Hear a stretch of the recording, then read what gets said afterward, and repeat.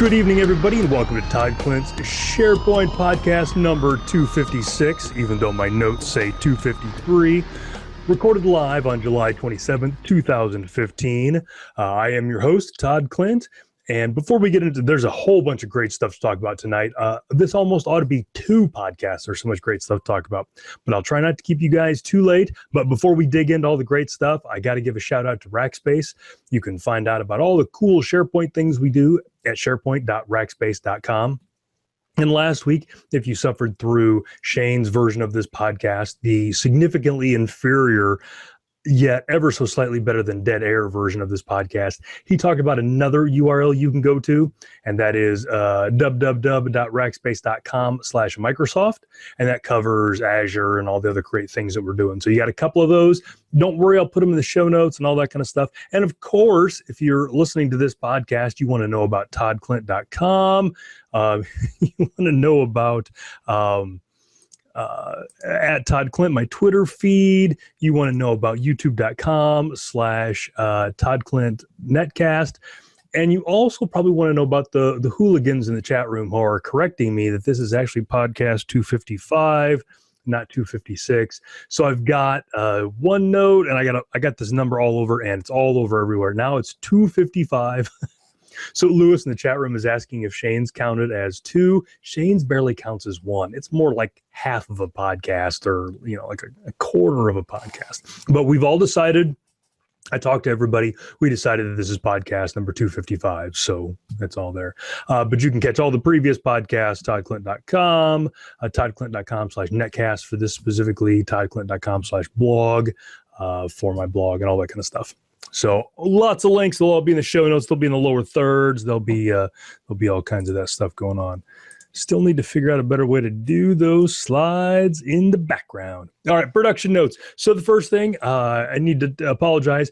I got last week's podcast, which I suppose now is 254 since we're all renumbering podcasts. Got that one on super late. Got it out about 4 hours ago, if I remember correctly.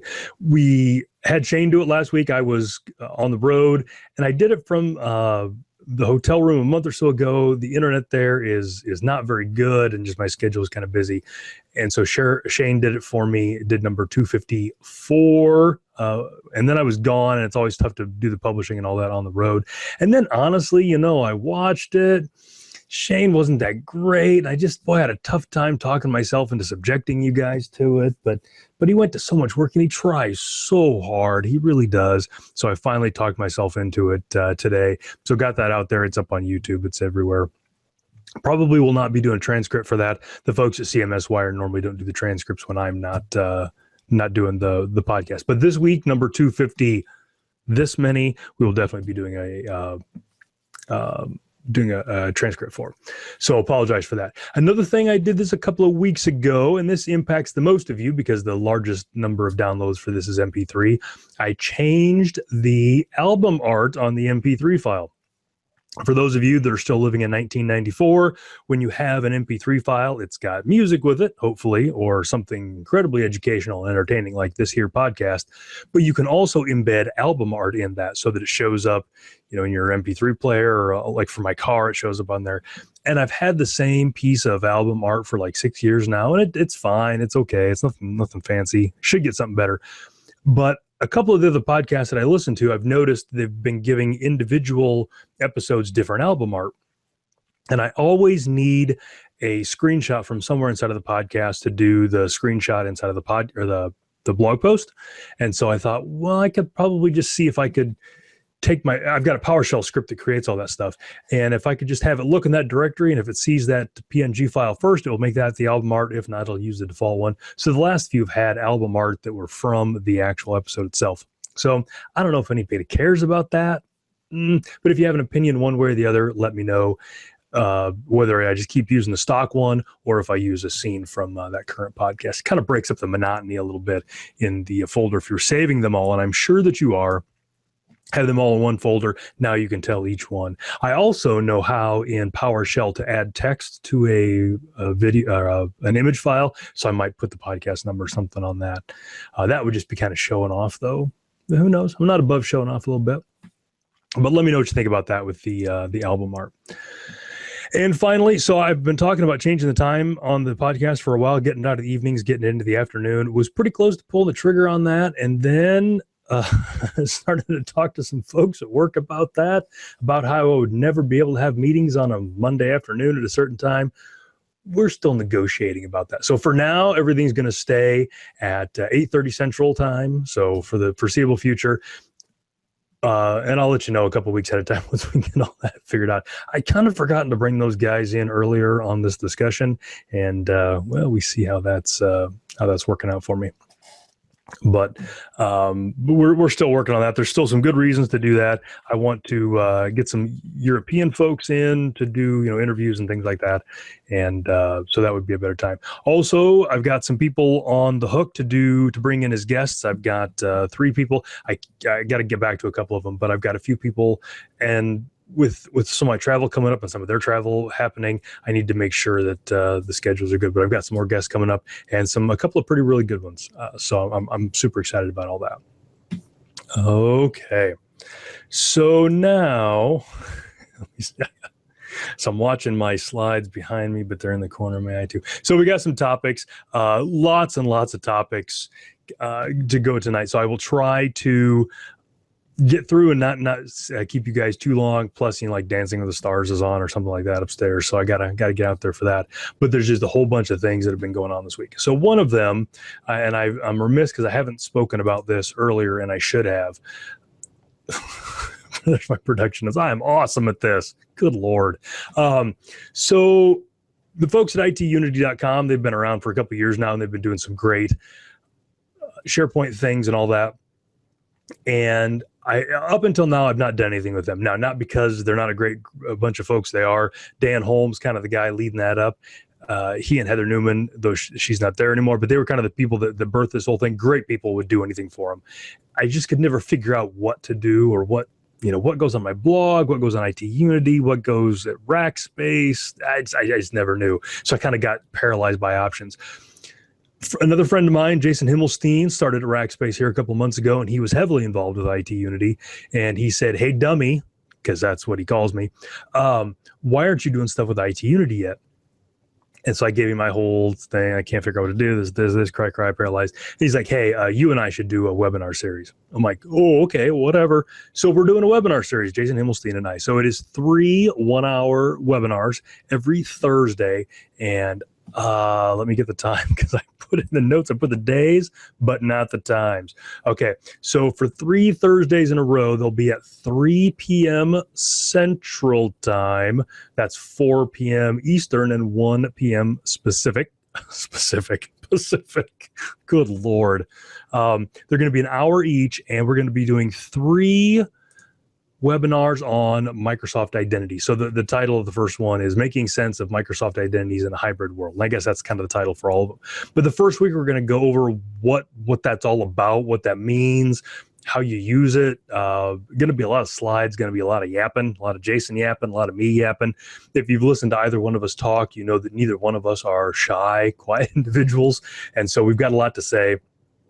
And we're going to be doing that the first week. And then we're also going to be setting it up so that you guys can follow along. So in the first episode, there's not going to be any demos or anything like that. It's going to be kind of all be theory. But then at the end of the first episode, we're going to tell you what we're going to be doing for the next episode, so you can make sure you've got all the things you need, VMs that you need, software you need downloaded, things like that. And then week 2, we're going to get some stuff set up. And then week 3, we're going to get into some more of the nuts and bolts and look at some of the troubleshooting, things like that. So that's the next 3 Thursdays at 3 p.m. Central Time. And with everything else that IT Unity does, you'll be able to get the download afterwards and watch it, and run it in slow motion and pause it and play your favorite parts over and over. You'll be able to do all that kind of stuff. Thanks to Jason for kind of kicking me in the pants and getting me motivated on that. And thanks for the folks at IT Unity, Dan Holm and those guys, for making that happen. So I've seen some chatter in the chat room about that. There's this identity thing. You're going to be hearing a lot about that from me in the coming months, because it's just becoming a bigger part of what I do. Hybrid's becoming a bigger thing. And with some other stuff that we're going to talk about tonight, you're going to be hearing a lot about that. And I think it's kind of a good topic.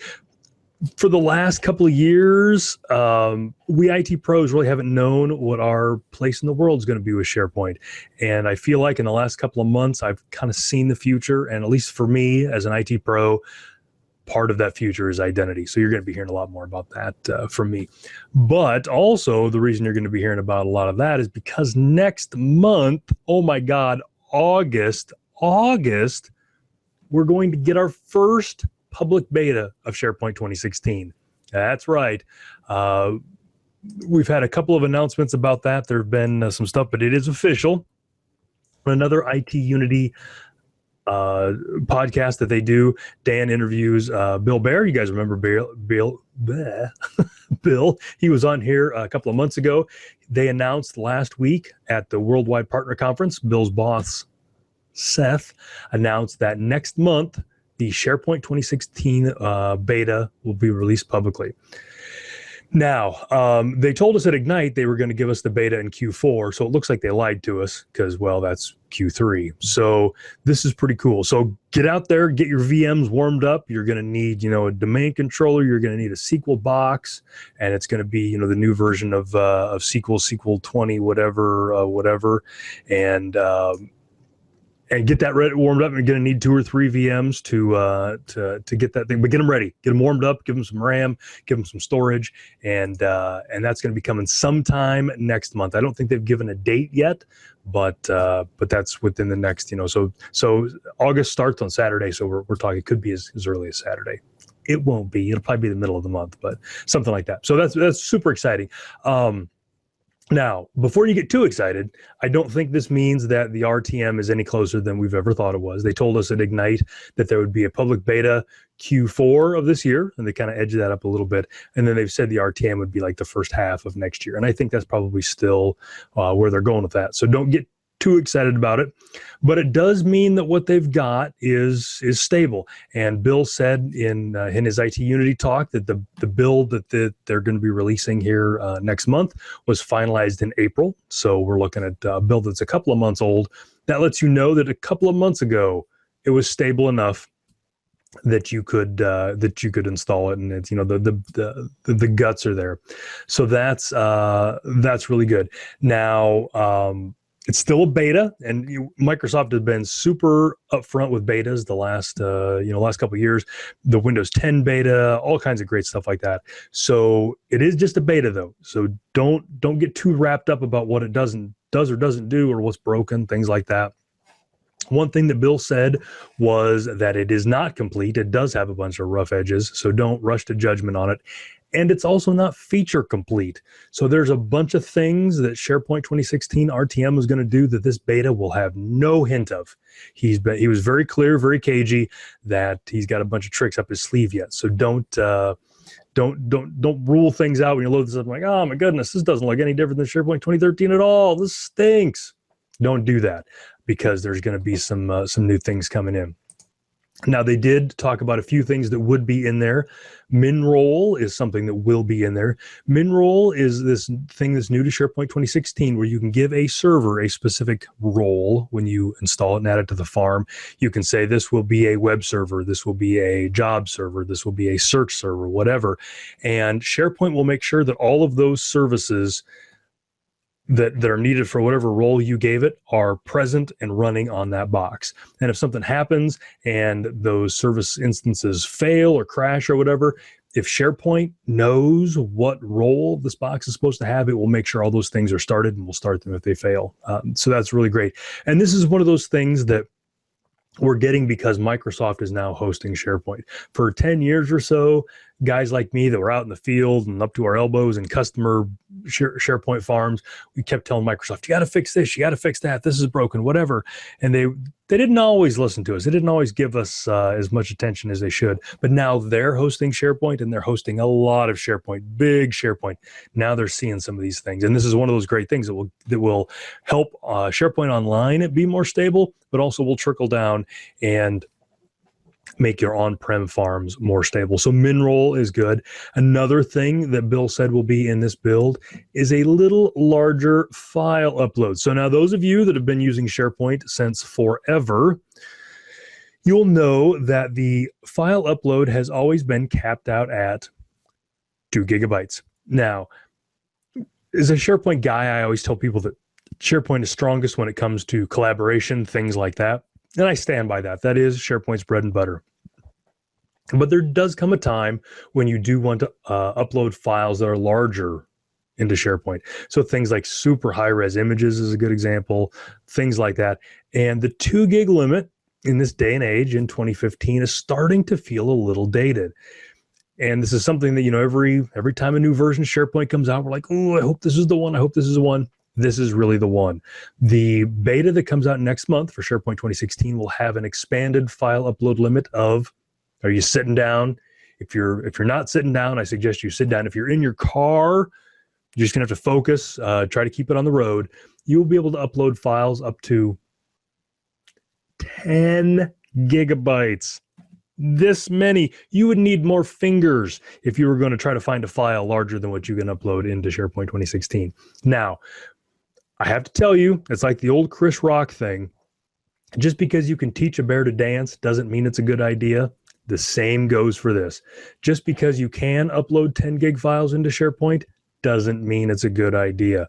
There's still a lot of things, browser experience and network latency and all kinds of stuff that can make that be a bad experience for your users. So if you need something like that, now you have the opportunity, but don't open it up just because you can, just because it's there. That's a bad idea, but that will be out next month.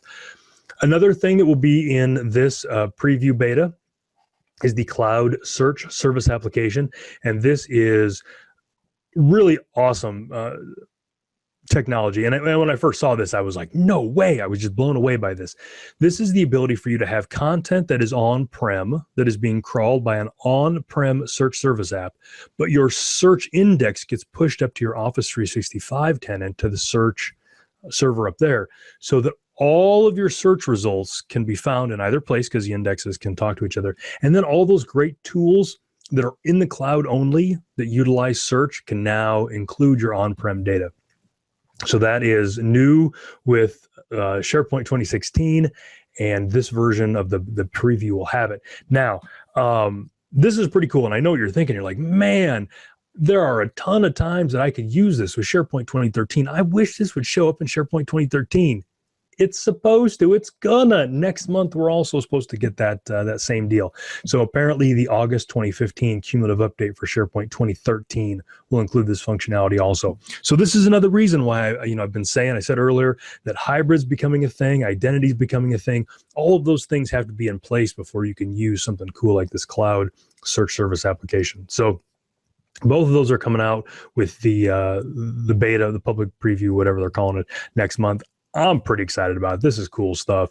It feels like, back in 2014, we were thinking we were maybe going to get a new version of SharePoint, and it didn't quite happen. And then we thought, well, maybe we get it in 2015. We have been jonesing for this new SharePoint for so long. It's almost too good to be true. We actually get to touch it and play with it and blog about it. And I'm just so excited. I can barely contain myself.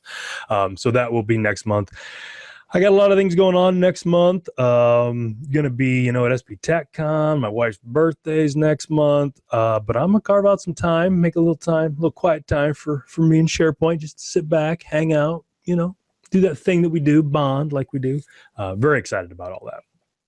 But thanks for Bill. Also, if you haven't listened to the whole talk, you can go out to itunity.com and listen to Bill's whole talk about all the great things that they're going to be coming out next month. So again, very excited. Very, very excited. All right. So enough gushing about SharePoint. Those guys at Microsoft, they have been busy. And one of the things they've been busy with is a little thing called Windows 10. Now today, when I'm recording this, it is Monday, July 27th, and the official RTM date for Windows 10 is Wednesday, July 29th. Now, chances are I probably won't get this podcast out before then, but this is pretty cool. So those of you that have been listening to this podcast for a few months know about the Windows Insider program, and I've been a part of that, and I've been previewing all these builds. And a couple of weeks ago, Gabe All, who's kind of the guy at Microsoft who owns all this, mentioned that they were going to be shutting down all of the updates for Windows 10. And if you were in the Insider program, you weren't going to be able to get the ISOs anymore. And if you had the ISOs, they weren't going to get any updates anymore. If you had Insider keys, they weren't going to activate anymore. They were kind of putting a lockdown on all this until the 29th when everything RTM'd. And there was much sadness when he said that, because I actually was getting ready to upgrade a machine and then had waited and couldn't do it. But Mr. All had a little trick up his sleeve. So a couple of days after all that happened, I noticed one of my Windows 10 Insider boxes was downloading an update, and it was called so all of the preview builds, they have that when you come in through Windows Update, they would have a name that'd say FBI underscore impressive. This was a little different. It was build 10240, and it was called TH.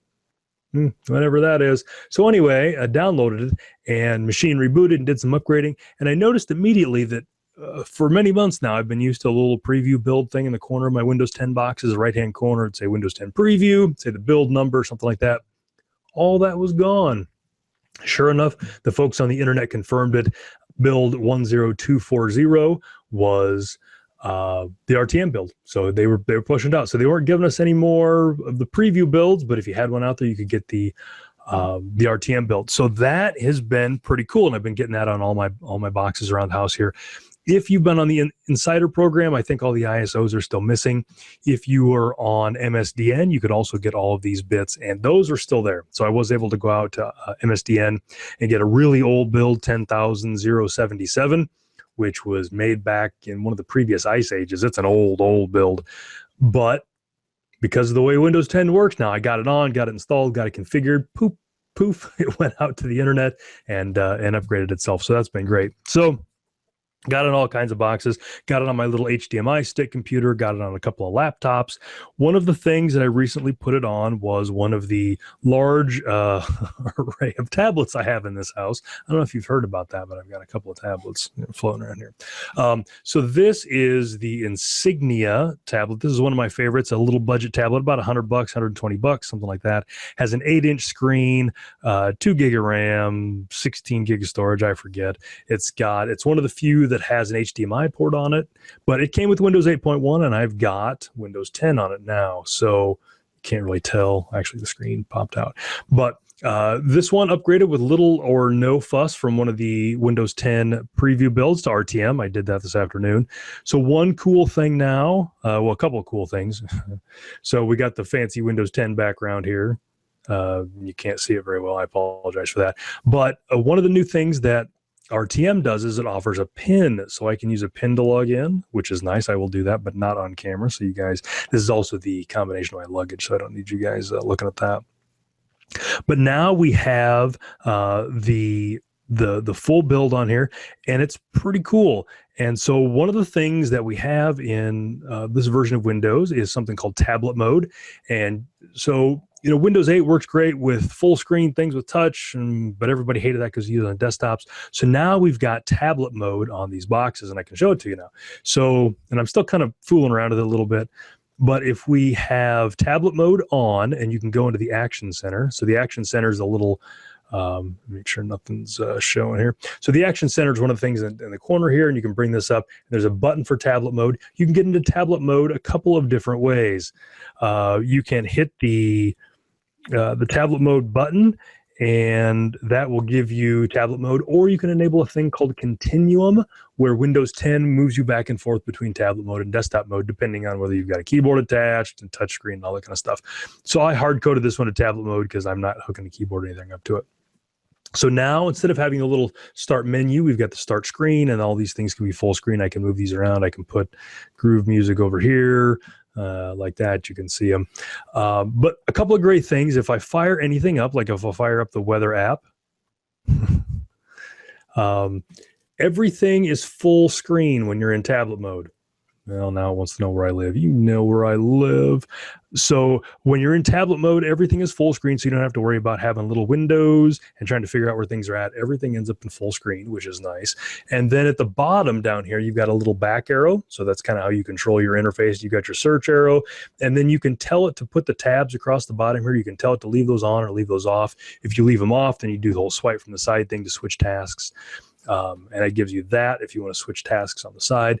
It's actually pretty sweet. But the great deal is, if you switch out of tablet mode, you don't lose anything. So if I switch out of tablet mode in here, so I switch it back to desktop mode, you'll notice that my arrow is gone. You'll notice that I can maximize and resize and all that. But it's all the same stuff and it's all the same hardware. It's just tablet mode on or off. So that's one of the great things, because like I said, I've got a couple of these tablets sitting around, and it's treated me very well.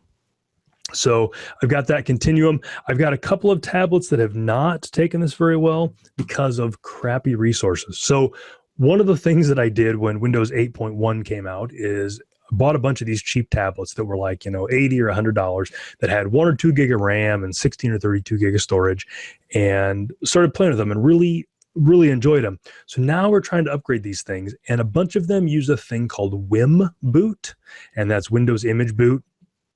And that was a way for Windows 8.1 to live on a really small drive, and it actually booted itself off the recovery partition and then kept the changes in a different partition. Windows 10 does not support Wim Boot. It does kind of a compressed boot thing instead, but upgrading those has been tricky, if not a complete failure. So one of them that I've been trying to do, the battery's probably dead, is this WinBook, and I believe this is a TW700. So this is a 7-inch device. This thing was $80 and came with a year of Office 365 Home, which also cost $80. So you kind of got the tablet for nothing. I got the preview on this. I can't remember which build I got on there. Maybe 10176, something like that. But now trying to get it to the RTM has not gone well. Not gone well at all. But I haven't given up yet. And so I need to go on this. But one of the cool things was the Windows 10 install has some smart logic built into it, because it knows it's going to be in some of these situations.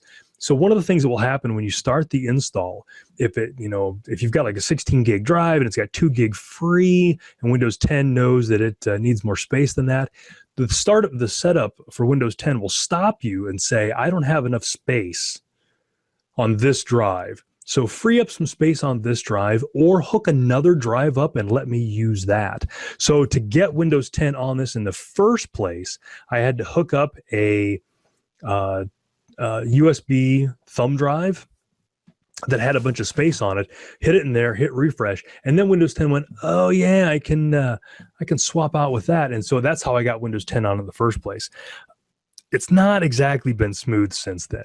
So this one we might start from scratch again when the RTM ISO comes out. But it seems to work like it might work on these devices. I got to try a little harder, but it's been a lot of fun, and I've been enjoying that. So the Windows 10 thing's been coming out. I can't be more excited about it. It's really been a lot of fun. I've enjoyed this ride. The Windows 2016 server bit, the server-side OS, and this is a few months behind, so we won't have that yet.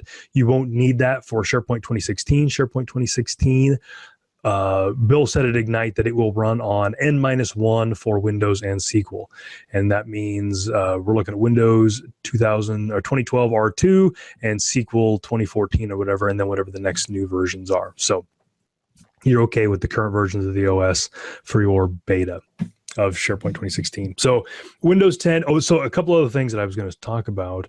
I thought I had them in here. So if you're running a home SKU of Windows 10, so if you're one of the home users that's getting the free upgrade from Windows 7 or Windows 8.1, or you go out and buy Windows 10 Home or whatever, Microsoft has removed the option to not patch Windows. So before you could go into Windows Update and you could say, nah, I'll choose when I install my updates. Don't you worry about patching yourself, Windows. I got this. I will do it for you. That is no longer an option. That is taken away from the home SKUs of Windows 10. And this is part of that Windows 10 as a service deal. And while we had this discussion with SharePoint 6 months ago when they just started pushing patches out to us and not asking us about it, I thought that was a bad idea. For the OS, I think it's not a bad idea. I think it's kind of a good idea. Probably most of you out there have moms. Those moms have computers. Those moms don't think about patching their computers. And if this is not an option, I think there's going to be a lot fewer unpatched Windows boxes out there. and those boxes will get used for fewer botnets and things like that. So I see where Microsoft's going with this. They're tired of getting their eyes blackened by Windows boxes getting exploited when there was patches out there that could have fixed it, but people just haven't installed them. So for the home SKUs, you can't delay patches. There's a patch that you can download that will let you not install things like driver updates, like video drivers and things like that, but you'll get the security patches no matter what. There's like a pro SKU for Windows 10 that will let you delay patches for 6 or 8 months, something like that. And then if you've got an enterprise SKU, they're assuming that your business is taking care of that, so you'll be able to let them take care of that. Mark Chrisman in the chat room saying those moms probably don't have NVIDIA cards. Those NVIDIA cards are everywhere. You don't have to try very hard to get those anymore.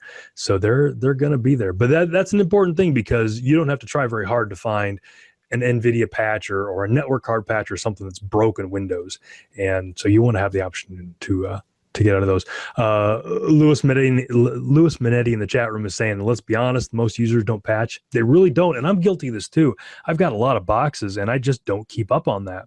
And, a lot of times I'll fire a tablet up that I haven't used for a while, and Windows will say, hey, I need to reboot. And I'm like, man, I got this killer game of Solitaire going on right now. I can't reboot right now. So yeah, we're all bad about that. So it's a good thing. It's going to be kind of annoying. I hate my machine rebooting when I don't tell it to, but I see why that's happening. Another interesting thing is I can't prove it, but I think in 8.1, I think Microsoft's done a deal where if a patch is sitting there and it's been stale for a couple days and somebody hasn't installed it, I swear to God that Windows has some stuff in there and says, if patch greater than 48 hours old, kill Wi-Fi, or something like that. I swear that if I've got patches that are stale on a machine that I haven't installed, I keep putting it off, that something happens inside of Windows. Something crashes, a program stalls, Wi-Fi goes out, I lose, sound or something. One of those things, and I'm like, oh yeah, I'll just reboot Windows stuff. Oh, you got me again, Windows. Because then when I reboot, the patch installs. I see what you did there. I can't prove that's the case, but man, it happens all the time that I notice that. But that's, I guess, if my machine was patched, that would be an issue. So, all right, so that was a very happy topic. The preview for SharePoint 2016 was a happy topic. Now I have maybe a less happy topic. We'll see. Those of you that follow me on Twitter have probably figured this out by now, and I talked to you, some of you guys, about this in the chat room 2 or 3 weeks ago. But I've switched away from Windows Phone for a bit.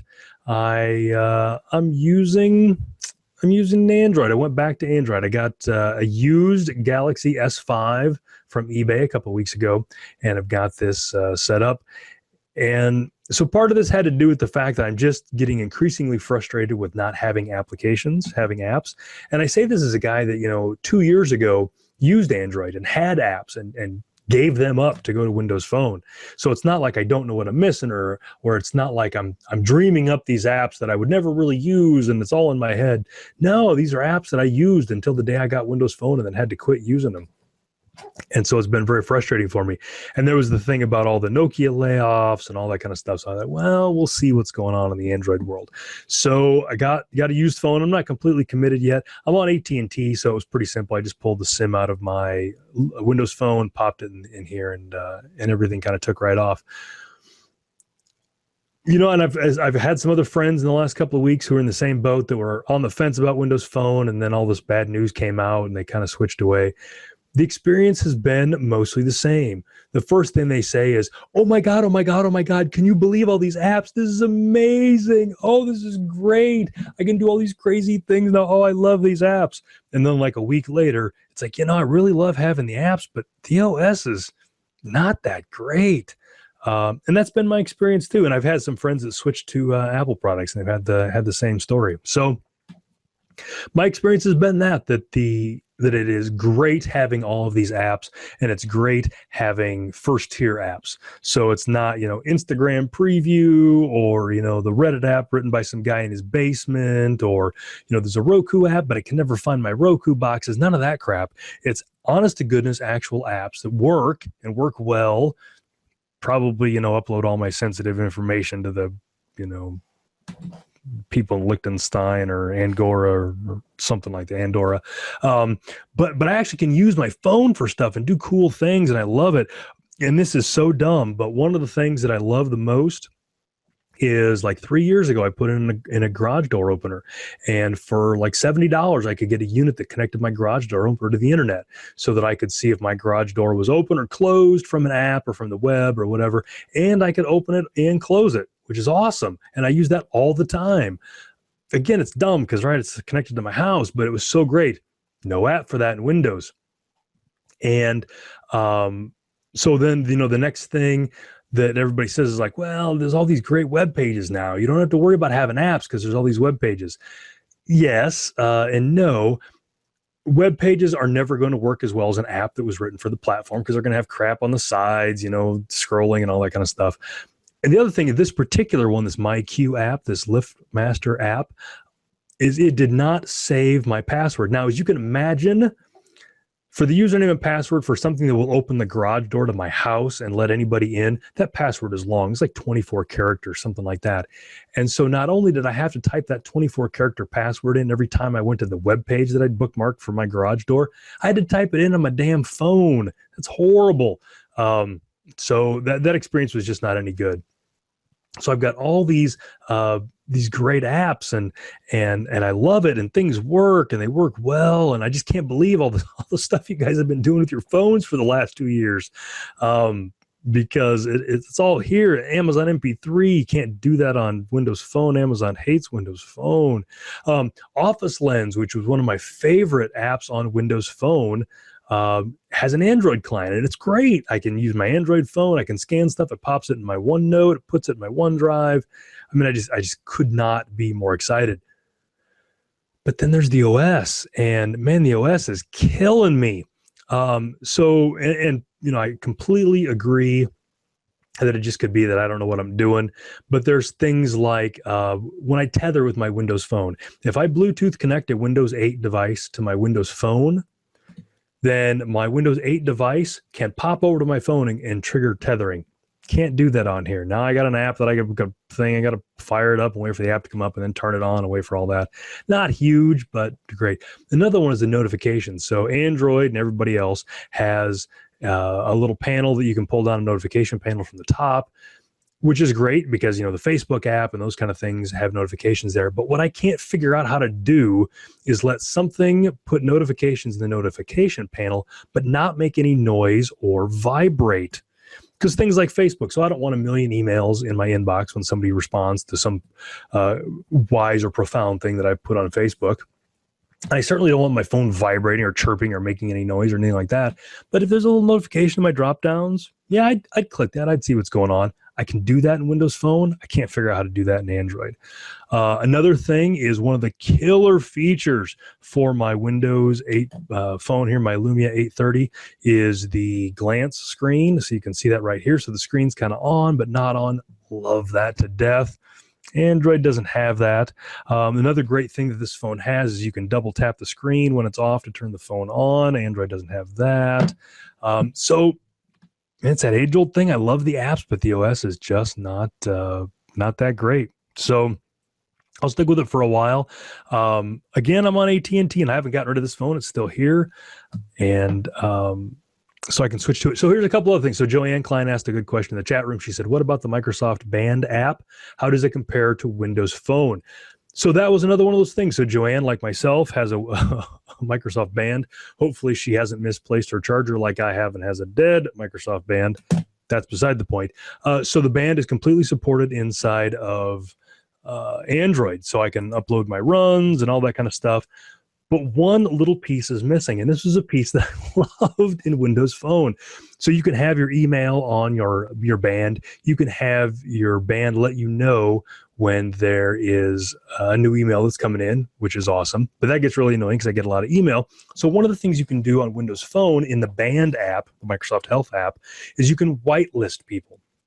You can say, don't buzz my wrist when an email comes in unless it's from my wife, or my lawyer or whoever, and then otherwise you don't get bothered. I used the crud out of that on Windows Phone. Loved it. That's not in the Android app. So in the Android app, you either never get buzzed on your wrist when you get an email, or you get buzzed every single time. Other than that, though, it seems the Band app is pretty feature complete between Windows Phone and Android. And hopefully they'll add that later on. Yeah. So the other thing in email, and you guys will love this. So here a couple of months ago when I talked about how I didn't like Windows Phone 10, the big thing that I complained about was the fact that I couldn't pin individual inboxes to my live tiles, that everything was in one big mail app and I had to fight through it. Yeah, that's exactly how my Android is right now. So I've got the Samsung Galaxy S5, the mail app that's included there. You can only pin the app itself to the start screen. You can't pin individual inboxes. And so then the little unread mail indicator is for every mailbox that you have, which really stinks. So I haven't decided what I'm going to do with that. I know there's some third-party mail apps. I haven't looked into those too much, but that's something I got to figure out. And, honestly, so I pay cash for all my phones. I have for a while, so I'm not on any kind of contracts or anything like that. And if the Android thing doesn't work out, I'll put it back up on eBay. That's fine. So one of the things that's made me feel a little good in the last week or so is now that Windows 10 is coming out and it's a real thing, like you can get Windows 10, we're starting to see some of these universal apps come out. And universal apps are apps that you write that run in Windows 10 on the desktop, and then they'll run on the tablet mode. They'll also run on Windows Phone 10. And so I'm hoping that once Windows 10 becomes a thing and it's out, that I'll be able to get some universal apps that cover some of these app gaps that I'm seeing. And then I'll be able to switch back to Windows Phone, because Windows Phone 10 will run on my 830 and all that. And so and to be honest, with Windows Phone 10 or whatever, the latest couple of betas have offered the option of pinning individual inboxes. And Louis Medetti is saying you can do that with the Windows 10 mail app as well. So that's kind of cool. But the app gap has just been killing me, and I had to see what I could do. So I went out to eBay and got a cheap Android phone. So I'll let you guys know. I miss my Windows Phone. I miss my Windows Phone every day. I love the OS. I love so much about it. But I actually love being able to use my phone and do stuff with it. So I'll keep you guys updated. All right. So depending on how I did my slides, yes, my shameless self-promotion is the last slide in here. Got a lot of things going on. So obviously on Thursday, 3:00 p.m., IT Unity, be there, learn a third of all you need to know about hybrid and identity, and then learn the next 2/3 over the next 2 weeks. So that is Thursday at 3:00. And then the Mississippi PowerShell user group is Tuesday, August 11th at 8:30 p.m. I'm doing that remotely, doing it online. You can join online. And I'm going to be talking about using PowerShell with Office 365 and Azure. That's something I've been doing a lot lately, and I think that's something that you should be doing a lot of as well. And I like that one so much that I'm doing it a couple of weeks later at SP TechCon. So you can go out to sptechcon.com and sign up for that. And that is August 24th through the 27th. And I will be doing that same PowerShell session and an upgrade session to SharePoint 2013. There's a good chance that by August 24th, we're going to have the SharePoint 2016 bits publicly available. So I might throw a little 2016 upgrade in there for good measure, just to kind of keep people excited. But that is August 24th through the 27th. A month after that is SharePoint-A-Looza, September 18th and 19th in beautiful, sunny, historic Branson, Missouri. Just a hop, skip, and a jump down the road from me. I'll be going to that. And I don't know that I've locked down what sessions I'm going to be doing there. Maybe some PowerShell. We'll see. Maybe some, I don't know, a lot going on. And then finally, October 26th through the 29th in Las Vegas. I'll be there for Dev Intersections. And you can go to Dev Intersection Singular. Yes, devintersectionsingular.com and find out about that. And I haven't locked down what sessions that I'm doing there. I think I'm going to be doing some identity hybrid-y things there as well. So lots of places to see me over the next few months. Some might say too many. But if you do happen to find yourself in the unfortunate situation of being in the same room with me at the same time at one of these events, for goodness sakes, come over, shake my hand, and introduce yourself. I would love to meet you. I'd love to say hey, love to find out what you're doing with SharePoint or with Azure or any of this fun stuff, what you like about the podcast, more than likely what you don't like about the podcast, any of that stuff. I would love to hear from you. So come up and introduce yourself. So thanks to everybody. Great crowd in the chat room tonight. I'm going to stick around for a while and chat with you guys, but I will see you guys next week. Again, it will be late. It will be 8:30 Central, and I will see you then. Thanks. Have a good week.